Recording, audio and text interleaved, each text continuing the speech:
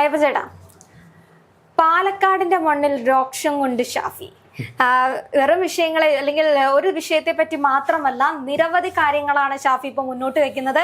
അതിൽ ഇരട്ടൻ ചക്കന്റെ ചങ്കിടിക്കുന്ന ഒരു അവസ്ഥയിലേക്കാണ് പോകുന്നത്.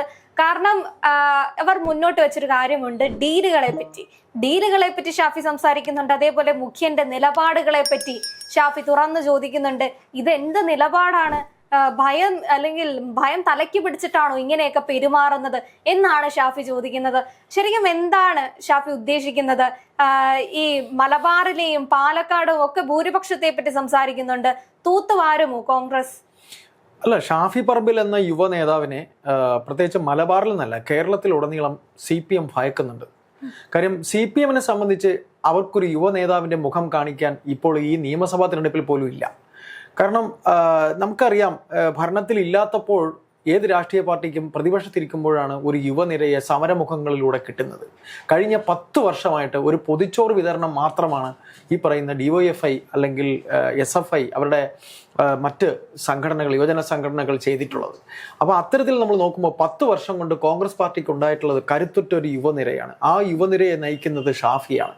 ഷാഫിയെ വടകരയിൽ കൊണ്ടുപോയി സ്ഥാനാർത്ഥിയായി ഒരു സർജിക്കൽ സ്ട്രൈക്ക് VD സതീശൻ ചെയ്യുമ്പോൾ, അതായത് ഷാഫിയെ അവർക്കൊരു പേര് വേണം. ഈ പറയുന്ന പോലെ വടകര ശൈലജയെ നിർത്തുമ്പോൾ പാട്ടുപാടി ജയിക്കും എന്നാണ് ഇവർ ധരിച്ചത്.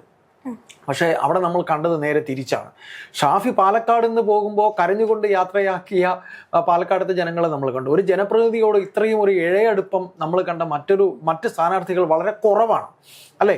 അപ്പോൾ അങ്ങനെ ഷാഫി പാലക്കാട് നിന്ന് നേരെ പോകുന്നത് വടകരയിലാണ് പോകുന്നത്. വടകരയിൽ അതിനു മുമ്പ് കോൺഗ്രസിന്റെ സ്ഥാനാർത്ഥികൾ K മുരളീധരൻ വന്നിട്ടുണ്ട്, മുല്ലപ്പള്ളി രാമേന്ദ്രൻ ജയിച്ചിട്ടുണ്ട്. ഇവരൊക്കെ റെക്കോർഡ് ഭൂരിപക്ഷത്തിൽ, അതും KK ശൈലജ എന്ന അവരുടെ ഒരു വലിയ നേതാവിനെ തോപ്പിച്ച്. മറ്റൊരു കാര്യങ്ങളുണ്ട് ചേട്ടാ. എന്തായാലും ബേപ്പൂരിലെ മുഹമ്മദ് റിയാസിനെക്കാട്ടിലും സ്വീകാര്യതയാണ് ഷാഫി പറമ്പിൽ. എത്രയോ ഉയരങ്ങളിലാണ്.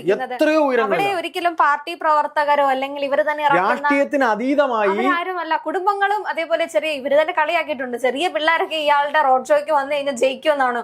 ആ ജയിക്കും എന്നുള്ളത് 1.5 ലക്ഷം ഭൂരിപക്ഷത്തിൽ ഷാഫി കാണിച്ചു തന്നില്ല. രാഷ്ട്രീയത്തിന് ഷാഫി കാണിച്ചു കൊടുത്തു. രാഷ്ട്രീയത്തിന് അതീതമായി ഈ പറയുന്ന പോലെ ഷാഫിയുടെ വിജയം എന്ന് പറയുന്നത് രാഷ്ട്രീയത്തിന്, ഇപ്പൊ കൊച്ചു കുട്ടികളെയാണ് റീൽസ് എടുക്കുന്നത് അല്ലെങ്കിൽ അതിനടുത്തോട് നിൽക്കുന്നെങ്കിലും അവിടെ എല്ലാവർക്കും ഷാഫി അത്ര കണ്ട് ഇഷ്ടപ്പെട്ടു. അത് ഇവർ വല്ലാതെ ഭയക്കുന്നു. പിന്നീട് പറയുന്നത് ഇപ്പൊ ഷാഫി മുന്നോട്ട് വെക്കുന്നത് കോഴിക്കോട് തോത്തുവാരോ എന്ന് പറയുന്നുണ്ട്, അതേപോലെ പാലക്കാട് വിജയം സുനിശ്ചിതമാണെന്ന് പറയുന്നുണ്ട്. അപ്പൊ ഇത് പറയുമ്പോൾ ഉണ്ടാവുന്നത് ഇസ്ലാമിയുമായിട്ട് മുസ്ലിം ലീഗിന്റെയും ഒക്കെ ശക്തി ഉള്ളത് കൊണ്ട് മാത്രമാണ് ഷാഫി അവിടെ ജയിക്കുന്നത് എന്നാണ്, അല്ലെങ്കിൽ ഭരണപക്ഷത്തിന്റെ ഒരു നിലപാടെടുക്കുന്നത്. ഷാഫിക്ക് എന്താ ഈ കോൺഫിഡൻസ്? ഷാഫിയുടെ മുഖം കൊണ്ടൊന്നും അല്ല, അയാളെ സംരക്ഷിക്കുന്നത് ഇവരാണ്. ഇതുകൊണ്ട് മാത്രമാണ് ഷാഫി ഇതൊക്കെ പറയുന്നത്.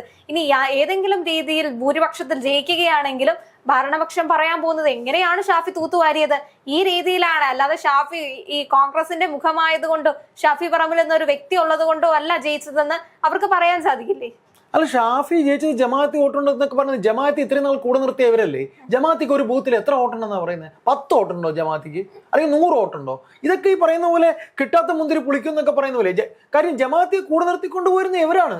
എന്നിട്ട് ഇപ്പൊ ഈ പറയുന്ന ഷാഫി എന്ന് പറയുന്ന യുവ നേതാവ്, നമ്മൾ പറഞ്ഞല്ലോ, ഒരു 1/2 ഡസൻ, ഇപ്പൊ അബിൻ വർക്കി, ഷാഫി, VT ബൽറാം, ഇങ്ങനെ നിരവധി പേരുകൾ, ഇപ്പൊ ചാണ്ടി ഉമ്മൻ, അതൊക്കെ പ്രതിപക്ഷത്തിരിക്കുമ്പോഴേ ഒരു പാർട്ടി ശരിക്കും വളരുള്ളൂ സംഘടനാപരമായിട്ട്. അങ്ങനെ വളർന്നതുകൊണ്ട് തന്നെയാണ് ഈ പറയുന്ന CPM ഒരു എടുത്തു പറയാൻ നേതാക്കളില്ലാത്ത. അപ്പൊ ഷാഫിയെ ഇവർ ഭയക്കുന്നുണ്ട്. നമ്മൾ ഇന്നലെ സംസാരിച്ചപ്പോൾ പറഞ്ഞു, 1970-കളിലെ AK ആന്റണിയെ ഭയന്നു, വയലാർ രവിയെ ഭയന്നു, പിന്നെ യുവ നേതാക്കളെ ഒക്കെ തന്നെ ഇവർ ഭയന്നു. ഇപ്പൊ ഇത് ഭയക്കുന്നത് ഷാഫി അത്ര കണ്ട് വൈബ്രന്റ് ആയതുകൊണ്ടാണ്. ഷാഫിക്ക് കഴിയും. കാര്യം കോഴിക്കോട്, പേരാമ്പ്ര, കുറ്റ്യാടി, നാദാപുരം, അത് മാത്രമല്ല, കോഴിക്കോട് ഇപ്പോൾ അവർക്ക് 1 സീറ്റ് മാത്രമാണ് കിട്ടിയിട്ടുള്ളത് നിലവിൽ ഇവർക്ക് UDF-നുള്ളത്. നിങ്ങൾ നോക്കിക്കോളൂ, തീർച്ചയായിട്ടും കോഴിക്കോട് ഷാഫിയുടെ ഇമ്പാക്റ്റ് വളരെ വലുതായിരിക്കും. അത് ഇവർ നല്ലവണ്ണം ഭയക്കുന്നുണ്ട്. അതുകൊണ്ടാണ് ഈ TP രാമകൃഷ്ണൻ എന്ന് പറയുന്ന കൺവീനറെ പോലും അവർ മത്സരിപ്പിക്കുന്നത്. രണ്ടാമതൊരു ടേം വ്യവസ്ഥ കൊടുത്തുകൊണ്ട് പലരെയും വീണ്ടും മത്സരിപ്പിക്കുന്നത് ഭയക്കുന്നതുകൊണ്ടാണ്. മലബാറിൽ മാത്രമല്ല, ഷാഫിയെ കാണാൻ വരുന്ന ജനങ്ങളൊക്കെ തന്നെ ഷാഫിയെ കാണാൻ വരുന്നത് വെറുതെയല്ല, അത് വോട്ടായി മാറും എന്ന് ഇവർക്ക് ഭയമുണ്ട്. ഒരു വേള ഈ പറയുന്ന രാഹുൽ മാങ്കൂട്ടത്തിന്റെ വിഷയം ഉണ്ടായപ്പോൾ ഷാഫിയെ കൂടെ അതിനകത്ത് കടത്താൻ ഇവർ തീവ്ര യത്നം നടത്തി എന്നുള്ള കാര്യം നമുക്ക് ഇവരുടെ പാർട്ടിയിൽ തന്നെ ഉള്ളവരുമായിട്ട് തന്നെ നമുക്കറിയാം, സംസാരിക്കുന്നുണ്ട്. ഷാഫിയെ കൊടുക്കാനായിട്ട് ഇവർക്ക് അങ്ങനെ കഴിയുള്ളൂ. അല്ല, അതിന് ഷാഫി പറയുന്നുണ്ട്, ഇത്തവണ ഈ ഡീലുകളെ പറ്റി ചോദിക്കുന്ന സമയത്ത് അവിഹിത ഡീൽ ഇവിടെ എന്തായാലും വില പോകില്ല എന്ന് കണ്ടതുകൊണ്ട് ഇനിയിപ്പോ സംഘി പരിപക്ഷം കൊടുക്കുകയാണ് ചെയ്യുന്നത്. ആരാണ് സംഘി?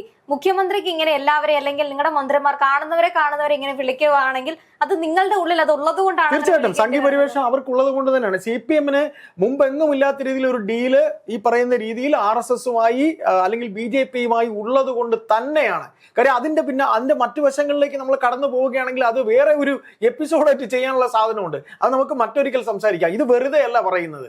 ഈ ഡീൽ എന്ന് പറയുന്നത് കോൺഗ്രസ് മുക്ത ഭാരതം എന്നൊരു തീരുമാനം ഈ പറയുന്ന അവരുടെ BJPയുടെ അഖിലേന്ത്യാ നേതാക്കൾക്കിടയിൽ ഉള്ളത് കൊണ്ട് തന്നെ അത് ഈ പറയുന്ന കേരളത്തിൽ ഇപ്പൊ പ്രാദേശിക പാർട്ടിയായി CPM തീർന്നിട്ടുണ്ട്. ഒരു തവണ കൂടെ CPM ഭരണത്തിൽ വന്നാൽ ഇല്ലാതാകുന്നത് കോൺഗ്രസ് ആണ്, മുഖ്യ പ്രതിപക്ഷം കോൺഗ്രസ് ആണെന്ന് BJPക്ക് മനസ്സിലാക്കാൻ വലിയ കാര്യമൊന്നും വേണ്ടല്ലോ. അപ്പൊ അതുകൊണ്ട് തന്നെ അവർ വല്ലാതെ ഭയക്കുന്നുണ്ട്. CPM ആണ് ശരിക്കും കോൺഗ്രസിന്റെ യുവനിരയെ ഭയക്കുന്നത്, പ്രത്യേകിച്ച് എസ്പെഷ്യലി ഷാഫി പറമ്പിലിനെ ഭയക്കുന്നുണ്ട്. ഷാഫി പറമ്പിലിനെ കൊണ്ട് കഴിയും മലബാർ പിടിക്കാൻ ഷാഫി പറമ്പിൽ. അതുകൊണ്ടാണ് ഈ നിയമസഭാ തെരഞ്ഞെടുപ്പ് വന്നപ്പോൾ ഈ പറയുന്ന രീതിയിൽ ഷാഫിയെ സ്ഥാനാർത്ഥിയാക്കരുത്, ഷാഫി തന്നെ ആയിരിക്കണം ഈ പറയുന്ന തെരഞ്ഞെടുപ്പിന്റെ എല്ലാ ചുമതലയും വഹിക്കേണ്ടതെന്ന് VD സതീശനോ അല്ലെങ്കിൽ കോൺഗ്രസിന്റെ നേതൃത്വമോ തീരുമാനിച്ചത്. അത് വളരെ ഉൾക്കാഴ്ചയോടെ അത് മുന്നിൽ കണ്ടുകൊണ്ട് ഷാഫി ഇറങ്ങി സംസാരിച്ചാൽ ജനം വരും. തീർച്ചയായും. അല്ലെങ്കിൽ ഷാഫി പറയുന്ന ഒരു അല്ലെങ്കിൽ നിലപാടുണ്ട്. കണ്ണൂർ സുധാകരനെ ഏൽപ്പിച്ചിട്ടുണ്ട്, KSന്റെ കയ്യിലാണ്. അതോടൊപ്പം തന്നെ കോഴിക്കോടും പാലക്കാട്, കോഴിക്കോട്, മലപ്പുറം. അപ്പൊ ഈ മലബാറിന്റെ ഈ ഒരു വിഭാഗവും പാലക്കാടും തന്റെ ഉത്തരവാദിത്വമാണ്. അതുകൊണ്ട് തന്നെ ഇത് തൂത്തുവാരാനുള്ള സാധ്യതകളെ പറ്റിയിട്ട് ഷാഫി തുറന്ന് സംസാരിക്കുന്നു. അതോടൊപ്പം തന്നെ ഒരു മുൻകരുതലാണ് തരുന്നത്. താൻ വീട്ടിൽ പോയി ചോദിക്കാൻ പറഞ്ഞില്ലേ, താൻ വീട്ടിലിരിക്കേണ്ടി വരും. ജനങ്ങളാണ് പറയുന്നത്, ജനങ്ങളുടെ പ്രതിനിധി എന്ന രീതിയിൽ പറയുന്നുണ്ട്. താൻ വീട്ടിലിരിക്കേണ്ടി തന്നെ വരുമെന്ന് ഷാഫി ഉറച്ചു പറയുന്നു. അത് നിങ്ങളുടെ അത്രയധികം സീറ്റുകൾ കോൺഗ്രസിന് പിടിച്ചു കൊടുക്കാനുള്ള അത്രയധികം മാർജവും ആ ഒരു നേതാവിന് ഉള്ളത് കൊണ്ട് തന്നെയാണ് അത്തരത്തിൽ പറയാൻ സാധിക്കുന്നത്. എന്തായാലും പാലക്കാട് തെരഞ്ഞെടുപ്പ് പ്രചരണങ്ങൾ കൊഴുത്തുകൊണ്ടിരിക്കുകയാണ്. ഷാഫി അടിവരയിട്ട് പറഞ്ഞു, അവിഹിതം ഡീൽ എന്തായാലും ഇവിടെ ഇനി വില പോകില്ല, അത് ജനങ്ങൾ മറന്നു കഴിഞ്ഞു. അതോടൊപ്പം തന്നെ കാരണം അതിന് നമുക്ക് പറഞ്ഞു വെക്കാൻ പറ്റാവുന്ന രീതിയിൽ ഒരുപാട് പേരുകൾ അപ്പുറത്തുള്ളത് കൊണ്ട് തന്നെ ഇനി തെരഞ്ഞെടുപ്പ് പ്രചരണവുമായി ബന്ധപ്പെട്ട് നിങ്ങൾ ആ ഡീലിനെ പറ്റി സംസാരിക്കുകയാണെങ്കിൽ മുഖ്യമന്ത്രിയുടെ ഈ ശശിയുടെ പേര് പറയുന്നുണ്ട്. ശശിയെ കൂടെ നിർത്തുന്ന ആളാണ്. അതേപോലെ ഗണേഷ് കുമാറിനെ കൂടെ നിർത്തുന്നുണ്ട്. മുകേഷിനെ നിങ്ങൾ ഇത്തവണ തഴഞ്ഞു എന്ന് വെക്കാം, എന്നാലും നിങ്ങൾ റെപ്പറ്റീഷനായിട്ട് മത്സരിപ്പിച്ച ഒരു ജനപ്രതിനിധിയായിരുന്നു മുകേഷ്.